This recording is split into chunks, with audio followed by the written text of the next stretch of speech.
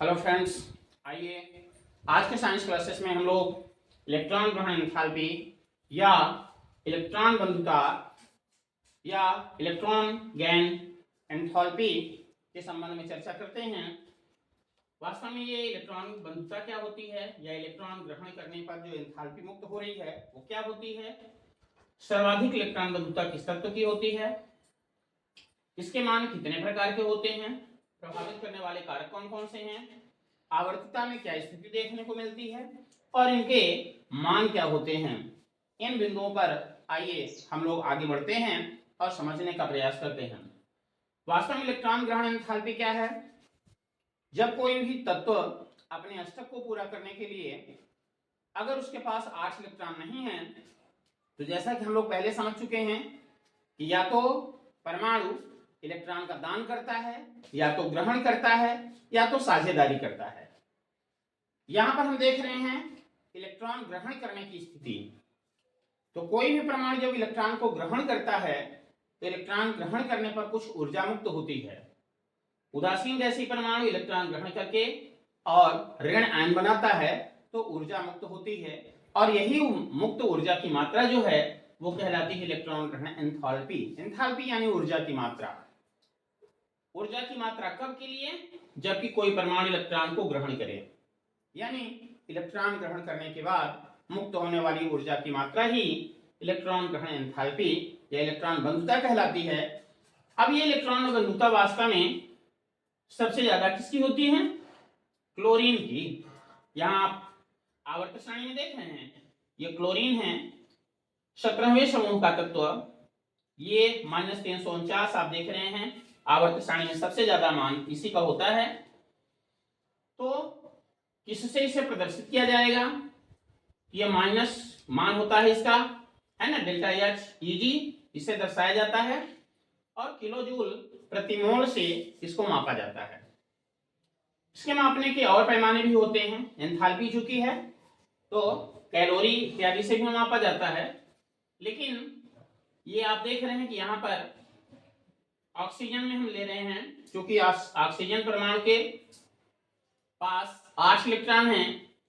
पहली कक्षा में 2, दूसरी कक्षा में 6 इलेक्ट्रॉन, यानी अष्टक को पूरा करने के लिए 2 इलेक्ट्रॉनों की जरूरत है। तो 2 इलेक्ट्रॉन में से अगर 1 इलेक्ट्रॉन को ये पहले ग्रहण करता है तो इलेक्ट्रॉन के ग्रहण करने पर ऊर्जा की एक निश्चित मात्रा मुक्त होती है। ये -141 किलो जूल प्रति मोल ऊर्जा मुक्त हो रही है, और इसी ऊर्जा की मात्रा को कहते हैं इलेक्ट्रॉन ग्रहण एंथैल्पी। ऐसा नहीं है कि हर स्थिति में ये मान ऋणात्मक ही होता है या ऊर्जा मुक्त ही होती है। कभी कभी जब स्थायी कक्षाएं रहती हैं, जैसे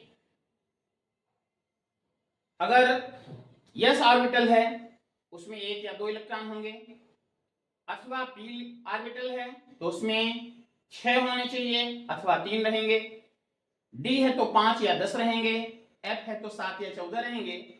यानी पूर्ण पूरित और अर्धपूरित कक्षाएं अगर हैं, अथवा फिर कोई अक्रिय गैस है तो उनमें से इलेक्ट्रॉन को निकाल पाना कठिन होता है, या उसमें इलेक्ट्रॉन को ग्रहण करा पाना, प्रवेश करा पाना कठिन काम हो जाता है, और ऐसी स्थिति में ऊर्जा दे करके भी और इलेक्ट्रॉन को प्रवेश कराया जाता है। तो ऐसी स्थिति में ये जो मान होते हैं वो माइनस न होकर के और प्लस में होते हैं। आवर्तिता की अगर हम चर्चा करें तो आवर्त में बाएं से दाएं चलने पर यह मान बढ़ता है, यानी ज्यादा ऋणात्मक होता है।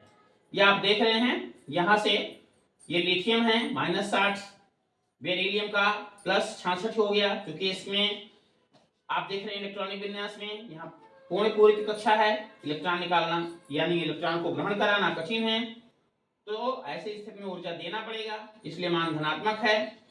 आगे ये बोरान में देख रहे हैं -83, कार्बन में -122, नाइट्रोजन में +31। तो इस तरह से मान जो है लगातार ऋणात्मक होता चला जाता है या बढ़ता चला जाता है।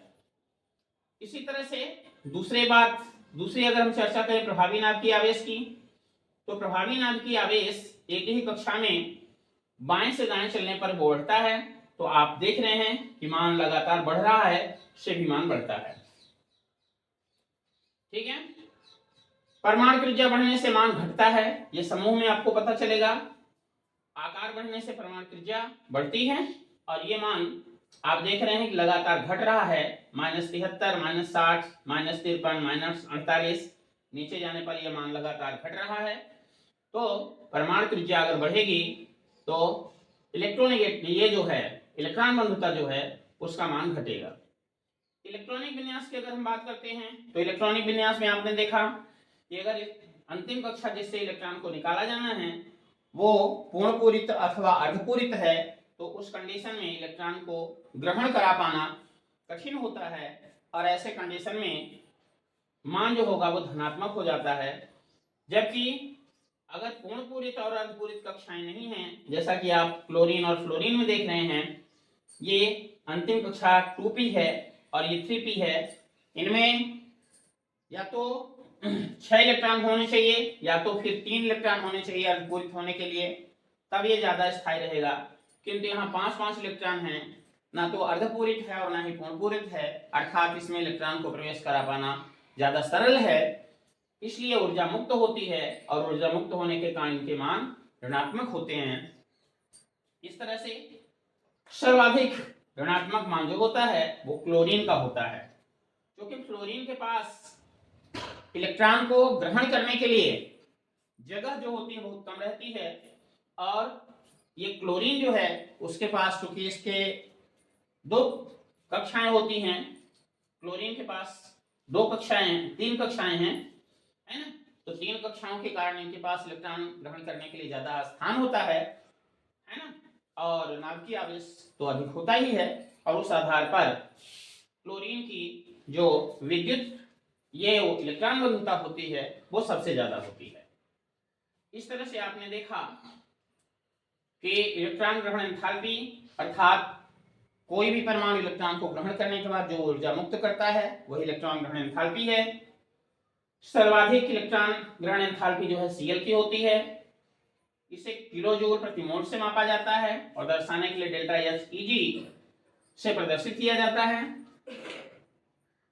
परमाणु इलेक्ट्रॉन ग्रहण एंथैल्पी को कौन कौन से कारक प्रभावित करते हैं, आवर्तता क्या है और उनके मान क्या होते हैं, ये आपने समझा और इस तरह से ये पूरा होता है। धन्यवाद।